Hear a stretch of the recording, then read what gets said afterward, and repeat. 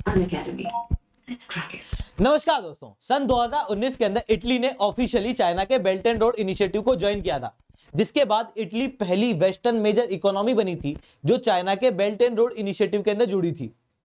जिसके बाद चाइना ने जब भी किसी देश को बेल्ट एंड रोड इनिशिएटिव की पीपीटी दिखाई या उनको समझाया कि देखो ये है बेल्ट एंड रोड इनिशिएटिव, और उन देशों ने जब भी सवाल खड़े करे कि यार देखो बेल्ट एंड रोड इनिशिएटिव पर तो सॉवरेनिटी का थ्रेट है, हमने सुना है कि चाइना जो है वो डेब्ट ट्रैप क्रिएट कर देता है, तो चाइना ने एक ही जवाब दिया कि देखो इटली जानते हो, इटली एक वेस्टर्न कंट्री है, बहुत मजबूत देश है, सोवरेन कंट्री है, वो उनकी ब्यूरोक्रेसी बहुत स्ट्रांग है, वो बहुत सोच समझ के डिसीजन लेते हैं। और जब उन्होंने चाइना के बेल्ट एंड रोड इनिशिएटिव के अंदर ज्वाइन करने का डिसीजन लिया है तो ऑब्वियसली उनकी सोवरेनिटी के ऊपर तो थ्रेट नहीं होगा। ये सब सोवरेनिटी के ऊपर थ्रेट वगैरह ये सब कुछ जो है वो यूएस कंस्ट्रक्ट है। आपको अगर अपना बेनिफिट चाहिए तो आप चाइना के बेल्ट एंड रोड इनिशिएटिव के अंदर जुड़ सकते हो। इस तरीके से चाइना ने कई सारे देशों के ऊपर एक समय पर चूना लगाया था। बट रिसेंटली एक बहुत मेजर डेवलपमेंट हुआ है। इटली जो एक बहुत मेजर इकोनॉमी है चाइना के बेल्ट एंड रोड इनिशिएटिव के अंदर, उसने ऑफिशियली कह दिया है कि वो चाइना के बेल्ट एंड रोड इनिशिएटिव को छोड़ेगी। ये चाइना को भी उन्होंने इन्फॉर्म कर दिया। इस तरीके की मीडिया रिपोर्ट सामने आ रही है। इवन G20 समिट के अंदर भी इटली ने इसी तरीके की बात चाइना से की थी। ये अपने आप में एक बहुत मेजर डेवलपमेंट है क्योंकि इटली G7 और G20 दोनों का मेंबर है और एक बहुत मेजर इकोनॉमी है। इस साल 2024 के अंदर इटली जो है वो G7 की समिट भी होल्ड करने वाला। ठीक इसी समय पर इटली के द्वारा चाइना के बेल्ट एंड रोड इनिशिएटिव को छोड़ा गया, जिसकी वजह से चाइना का बेल्ट एंड रोड इनिशिएटिव और जल्दी फेल होगा। अब बात यह आती है कि चाइना के इस बेल्ट एंड रोड इनिशिएटिव के अंदर एक वेस्टर्न इकोनॉमी जुड़ी क्यों, इटली इसके अंदर क्यों जुड़ा, रिसेंटली इटली इस इनिशिएटिव को क्यों छोड़ रहा है, इसके अंदर भारत का क्या रोल है, इन सारी चीजों को मैं शुभेंदु चौहान इस सेशन के अंदर डिस्कस करूंगा। बट उसके पहले आप लोग मेरे साथ में SRC10 टेलीग्राम ग्रुप के ऊपर जुड़ सकते हो। मेरे क्लास की अपडेट पीपीटी PDF सब कुछ आपको यहाँ पे मिल जाती है। इसके अलावा आगे बढ़ने से पहले एक सवाल आप लोगों से पूछना चाहूंगा कि इंडिया ने क्यों ग्लोबल रिन्यूएबल एनर्जी प्लेज जो रिसेंटली COP28 की समिट के अंदर लाई गई थी उसको साइन नहीं किया। आपके ऑप्शन है डेवलपमेंट कंसर्न के कारण, कम रिसोर्सेज होने के कारण, पॉलिटिकल डिसएग्रीमेंट होने के कारण या टेक्नोलॉजिकल लिमिटेशन होने के कारण। आपको जो भी सही जवाब लगता है वो आप नीचे कमेंट के अंदर रिप्लाई कर सकते हो। जो सही जवाब होगा उसके ऊपर मैं हार्ट पिन करूंगा।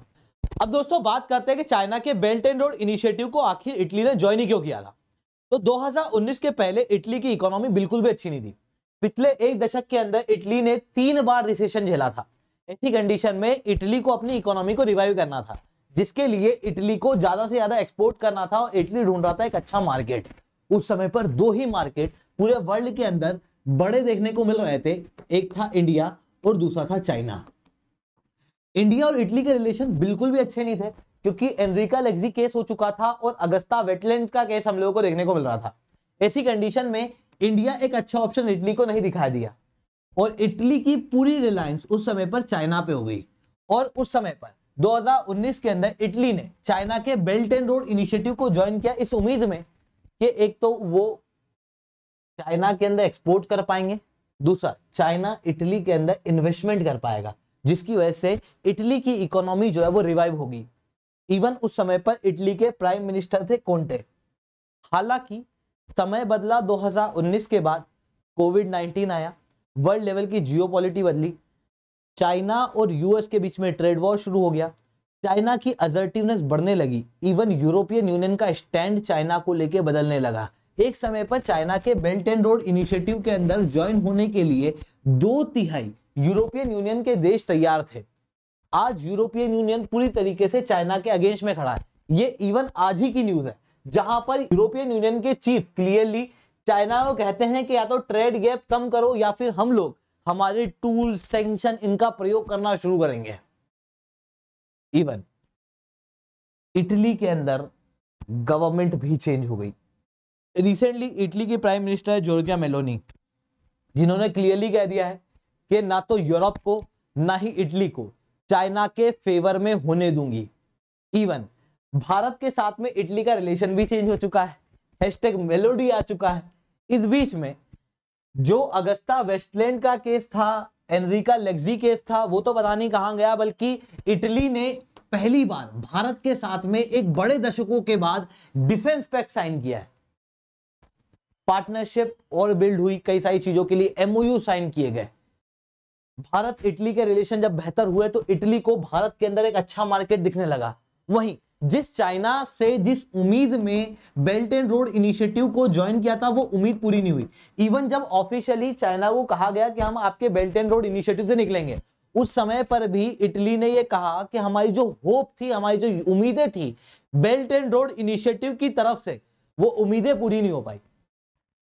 ऐसा क्यों हुआ, इसको कुछ डाटा के माध्यम से बताता हूं। देखो, जब से चाइना के बेल्ट एंड रोड इनिशिएटिव को इटली ने ज्वाइन किया था, तब से इटली का एक्सपोर्ट चाइना के अंदर बढ़ा था। पहले 2019 के अंदर इटली 14.5 बिलियन यूरो का एक्सपोर्ट करता था, अब वो बढ़ के 18.5 बिलियन यूरो हो गया, मतलब लगभग 4 बिलियन यूरो से एक्सपोर्ट बढ़ा है। आप कहोगे फिर तो इटली को फायदा हुआ होगा, नहीं, उल्टा चाइना का एक्सपोर्ट इटली में लगभग 26 बिलियन से बढ़ा। पहले 31.7 बिलियन यूरो से अब 57.5 बिलियन यूरो। इवन इटली केवल 18.5 बिलियन यूरो का ही एक्सपोर्ट चाइना में कर पा रहा है, जबकि ये बेल्ट एंड रोड इनिशिएटिव का भाग है। वहीं फ्रांस 23 बिलियन यूरो का एक्सपोर्ट चाइना में करता है। जर्मनी 107 बिलियन यूरो का एक्सपोर्ट चाइना के अंदर करता है। इटली कहता है कि ये देश तो बेल्ट एंड रोड इनिशिएटिव का भाग ना होते हुए भी हमसे ज्यादा एक्सपोर्ट कर रहा है, तो हमको फायदा क्या बेल्ट एंड रोड इनिशिएटिव में होने का। वहीं दूसरी उम्मीद इटली की क्या थी कि इन्वेस्टमेंट आएगा चाइना से। चाइना का investment belt and road initiative के आने के बाद बढ़ा नहीं, उल्टा घट गया। 2019 के अंदर चाइनीज एफडीआई जो इटली के अंदर आती थी वो 650 मिलियन डॉलर की थी, 2022 के अंदर ही केवल 33 मिलियन डॉलर हो गई, जिसकी वजह से इटली को साफ साफ इस बेल्ट एंड रोड इनिशिएटिव के अंदर नुकसान झेलने को मिल रहा था। और काफी समय से Italy belt and road initiative के ऊपर कंसर्न जाहिर कर रहा था। अब क्या है, जब से इटली ने बेल्ट एंड रोड इनिशिएटिव को ज्वाइन किया था तो एमओयू के तहत ऐसा था कि हर साल इटली जो है वो बीआरआई के एग्रीमेंट्स को रिन्यू करेगा। अगला रिन्यूअल होने वाला था 2024 में, बट उसके पहले ही 2023 के अंदर ऑफिशियली इटली के द्वारा कह दिया गया कि हम बेल्ट एंड रोड इनिशिएटिव से बाहर निकल रहे हैं। इवन अभी जो इटली का स्टैंड है वो पूरी तरीके से चाइना के अगेंस्ट देखने को मिल रहा है। जैसे कई सारी चाइनीज कंपनी जो है वो इटली की कंपनी को खरीदना चाहती हैं, पर इटली की जो कैबिनेट है उसने रोक लगा दी है इन सारी कंपनियों के खरीदने पे। जैसे आप यहां पर देख सकते हो, 3 चाइनीज टेक ओवर को पिछले साल रोका था इटली के अंदर। इवन जब इटली के ही फॉर्मर मिनिस्टर या कहूं former prime minister European central bank के गवर्नर बने थे, तो उन्होंने चाइना के बेल्ट एंड रोड इनिशिएटिव की डील को यूरोपियन यूनियन के अंदर ही फ्रीज कर दिया। इवन इटली की प्राइम मिनिस्टर जॉर्जिया मेलोनी, आप लोगों ने सोशल मीडिया प्लेटफॉर्म पे इंस्टाग्राम के ऊपर ऑलरेडी इनकी कई सारी फोटोज भारत के प्रधानमंत्री के साथ में देख ली होगी। ये जिनके साथ खड़ी हैं वो है ताइवान के रिप्रेजेंटेटिव। वन चाइना पॉलिसी क्या कहती है कि केवल चाइना ही एकमात्र देश है, ताइवान अलग देश नहीं है। इवन जो भी देश चाइना के साथ में डिप्लोमेटिक रिलेशन रखते हैं उन्हें ताइवान को अलग देश नहीं मानना है, ताइवान के रिप्रेजेंटेटिव से अलग से नहीं मिलना है। बट यहाँ पर हम लोगों को क्या देखने को मिल रहा है, ये क्लियरली दर्शाता है कि इटली का स्टैंड अब चाइना के अगेंस्ट होता हुआ दिखाई दे रहा है और भारत के और ज्यादा फेवर में होता हुआ दिखाई दे रहा है। वहीं रिसेंटली ये जो इटली ने चाइना के बेल्ट एंड रोड इनिशिएटिव को छोड़ा, इसकी वजह से क्या असर आने वाले समय में पड़ने वाला है। देखो, चाइना का जो बेल्ट एंड रोड इनिशिएटिव है उसके तहत चाइना ना एक बेल्ट और एक रोड, रोड मतलब एक समुद्री कनेक्शन और एक लैंड रूट से पूरे एशिया, यूरोप और अफ्रीका को जोड़ना चाहता है। यह इनिशिएटिव शुरू हुआ था 2013 के अंदर, जहां पर कई सारे देशों के साथ में अलग अलग एमओयू साइन किए गए थे। हर एक एमओयू की अपनी एक अलग टर्म्स एंड कंडीशन है। हालांकि इस बेल्ट एंड रोड इनिशिएटिव के ऊपर कई सारे कंसर्न देखने को मिलते हैं। जैसे श्रीलंका के ऊपर हम्बनटोटा पोर्ट जो बना था उसको पूरी तरीके से डेप्ट ट्रैप पे लेके चाइना के द्वारा 99 साल के लिए लीज पे ले लिया गया। मलेशिया द्वारा खुद भी इस बेल्ट एंड रोड इनिशिएटिव से अपने हाथ को पीछे किया गया। मलेशिया का कहना यह था कि चाइना का ये जो बेल्ट एंड रोड इनिशिएटिव है इसके अंदर कई सारे करप्शन शामिल है और चाइना एंटी मलेशिया एक्टिविटी जो है वो इस बेल्ट एंड रोड इनिशिएटिव के तहत परफॉर्म करता है। ऐसे कई सारे कंसर्न जो है वो उस समय में मलेशिया ने भी दर्शाए, कई सारे पॉलिटिकल बैकलेश देखने को मिले हैं। बट अभी तक क्योंकि इटली जुड़ा हुआ था इस बेल्ट एंड रोड इनिशिएटिव के अंदर, तो चाइना इस इटली का सहारा लेता था और कहता था कि इटली एक बड़ा देश है जो हमारे साथ जुड़ा है, हम लोगों ने कभी इटली के साथ तो ऐसा नहीं किया। अब जब Italy he belt and road initiative से बाहर निकला है तो आने वाले समय में और देश चाइना के बेल्ट एंड रोड इनिशिएटिव के अंदर नहीं जुड़ेंगे। Even recently Pacific island country को भी ये प्रपोजल रखा था चाइना द्वारा, बट उन्होंने भी रिजेक्ट कर दिया ये कहते हुए कि चाइना डेब्ट ट्रैप पॉलिसी इस्तेमाल करता है। अब ऐसे और स्टेटमेंट जो है वो पूरे वर्ल्ड के अंदर देखने को मिलेंगे। अभी जो चाइना के बेल्ट एंड रोड इनिशिएटिव की बात करें तो उसके अंदर 71 देश शामिल हैं अकॉर्डिंग टू द चाइना के बेल्ट एंड रोड पोर्टल के तहत, जो वर्ल्ड की 1/3 जीडीपी है और 2/3 पॉपुलेशन है, यानी कि जनरली अंडर डेवलप्ड या लीस्ट डेवलप्ड कंट्री चाइना के इस बेल्ट एंड रोड इनिशिएटिव के अंदर जुड़ी हुई है। और इटली के निकलने के बाद और भी देश यहां से निकलना शुरू होंगे।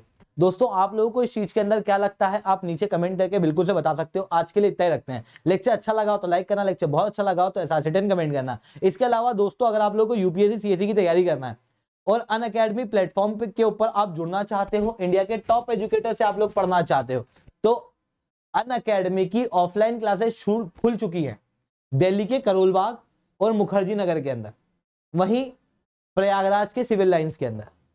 अगर आप यहां पर जाना चाहते हो, ऑफलाइन क्लासेस अटेंड करना चाहते हो, टेस्ट सीरीज वगैरह ज्वाइन करना चाहते हो, तो आप सेंटर्स के अंदर विजिट कर सकते हो। जब आप सेंटर के अंदर जाओ तो कहना कि मैं शुभेंद्र सर का स्टूडेंट हूं और मेरे को SRC 10 कोड लगाना है। SRC 10 कोड लगाते ही आपको 40% तक का डिस्काउंट जो है वो डायरेक्ट अवेलेबल होगा। इतना ही नहीं दोस्तों, एक बहुत इंपॉर्टेंट बात ये भी है कि अगर आप किसी और शहर में हो और आपको लगता है कि अरे यार मैं सेंटर तक अभी नहीं जाना चाहता या फिर मैं घर से अभी निकलना नहीं चाहता, मेरे को सेंटर की जानकारी जो है पहले से मिल जाए, ऑफलाइन क्लासेस के अंदर कौन से टीचर्स पढ़ाएंगे, क्या क्या फैसिलिटीज मिलेंगी, क्या नहीं मिलेंगी, इन सारी चीजों की अगर आपको जानकारी चाहिए तो नीचे एक गूगल फॉर्म मैंने पिन कर दिया, उस गूगल फॉर्म को खोलना, उसको पूरा फिलअप कर देना, जिसके बाद मेरी टीम जो है वो आपको रीच आउट कर लेगी और आपकी सारी क्वेरीज को रिजॉल्व कर देगी। ठीक है दोस्तों, आज के लिए इतना ही। That's all from my side. जय हिंद, जय भारत।